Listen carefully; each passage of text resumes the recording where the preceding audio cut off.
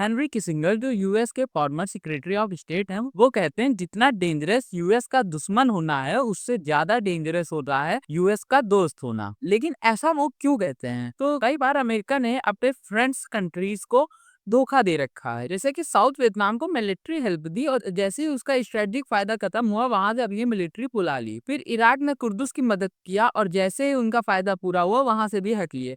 ऐसा ही कुछ किया 1971 में पाकिस्तान के साथ, जैसे ही इनका वहां भी फायदा पूरा होता है वहां से भी लोग हट लेते हैं और यही सेम पैटर्न इन्होंने फॉलो किया अफगानिस्तान में। अब ऐसा ही कुछ दिख रहा है, ये लोग सेम पैटर्न फॉलो कर रहे हैं भारत के साथ भी। लेकिन जब डोनाल्ड ट्रंप भारत आए तो लोगों ने अहमदाबाद में उनका भव्य स्वागत किया और इलेक्शन के टाइम पे लोगों ने डोनाल्ड ट्रंप के लिए व्रत रखे, कथा किया और कई सारे हवन भी किए। और ट्रंप भी भारत को अपना बढ़िया दोस्त मानते थे, लेकिन ऐसा क्या हो गया कि उन्होंने भारत के ऊपर 25% टैरिफ लगा दिया और उसके बाद उसके ऊपर और 25% टैक्स लगा दिया। लेकिन अब वो एक ऐसा एक्ट लेके आ रहे हैं जो भारत के आईटी सेक्टर को टारगेट करेगा और वो सीधा सीधा एक्ट भारत की इकोनॉमी को भी हार्म कर सकता है। तो आइए समझते हैं उस एक्ट को।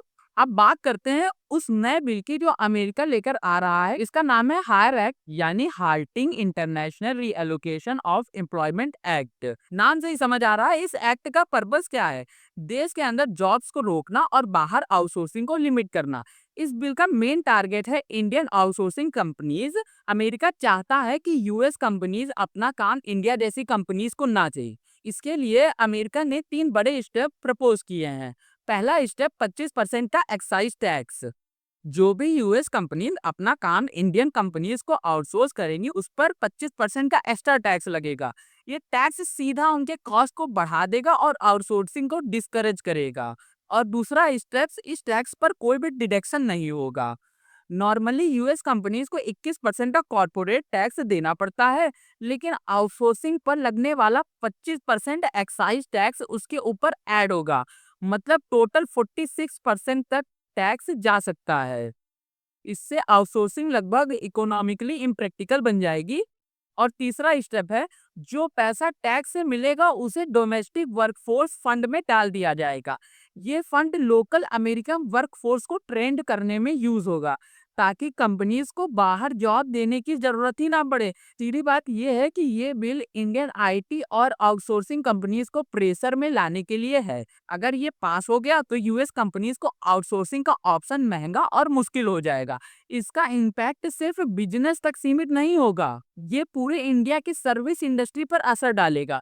ये बिल टेक्निकली यूएस इकोनॉमी को प्रोटेक्ट करने के नाम पर है, लेकिन इसका असल टारगेट है वो देश जो सस्ता और स्किल्ड लेबर प्रोवाइड करता है, जिसमें इंडिया सबसे आगे है। अब बात करते हैं इंडियन आईटी इंडस्ट्री के रोल की। दोस्तों, इंडियन आईटी सेक्टर सिर्फ एक इंडस्ट्री नहीं बल्कि इंडिया की इकोनॉमी की बैकबोन बन चुकी है।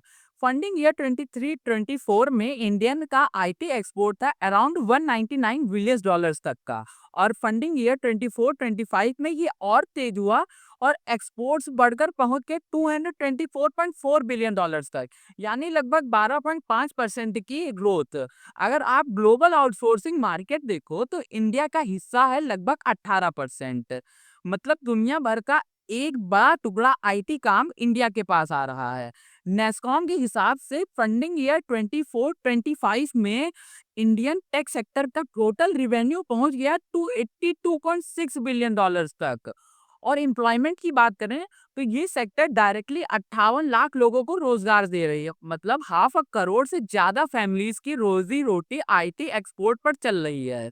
और सबसे बड़ी बात, इंडिया का शेयर ग्लोबल सोर्सिंग मार्केट में है 55 से 58%। मतलब दुनिया का आधे से ज्यादा आउटसोर्सिंग का काम हम ही लोग कर रहे हैं।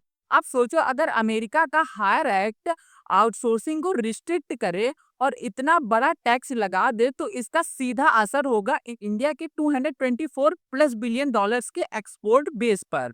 और यूएस हमारा सबसे बड़ा क्लाइंट है और अगर वही रुकावट डाले तो इंडिया का ग्रोथ, जॉब्स और फॉरेक्स रिजर्व सब पे इम्पैक्ट पड़ेगा। दोस्तों, अगर हायर एक्ट इंडिया में पास होता है तो इसका सीधा इम्पैक्ट आईटी सेक्टर पर होगा। सबसे पहले जॉब्स पर प्रेशर आएगा क्योंकि आज 5 मिलियन से ज्यादा लोग आईटी एक्सपोर्ट पर डायरेक्टली डिपेंडेंट है। दूसरा, एक्सपोर्ट का फ्यूचर अनसर्टेन हो जाएगा, लगभग 210 बिलियन डॉलर का बेस रिस्क में आ सकता है।